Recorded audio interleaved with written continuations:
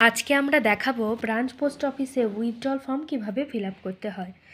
তো ফার্স্ট এখানে application site and এখানে হচ্ছে payment order for office use only. তো এই পার্টটুকুতে কাস্টমারকে কিছু করার দরকার নেই, এটা হচ্ছে ফর অফিসিয়াল পারপাস।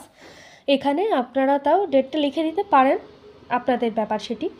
এবং মেন পার্ট যেটি হচ্ছে এই সাইটটা অ্যাপ্লিকেশন সাইট, এখানে লিখবেন name of the post office, then date, month and ইয়ার।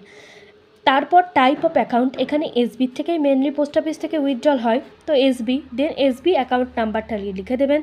এবার যত টাকা অ্যামাউন্ট তুলছেন সেটাকে এখানে প্রথমে সংখ্যায় 1000 হোক, 2000, 5000, 5000 তো 5500, দেন 5000 অনলি।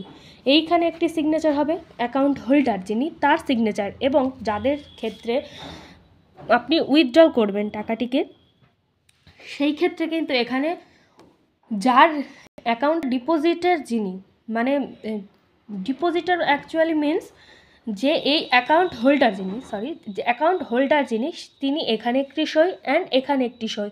এবং যদি চেক না থাকে তাকে পাসবই সমেত এই উইথড্রল ফর্ম নিয়ে জমা করতে হবে।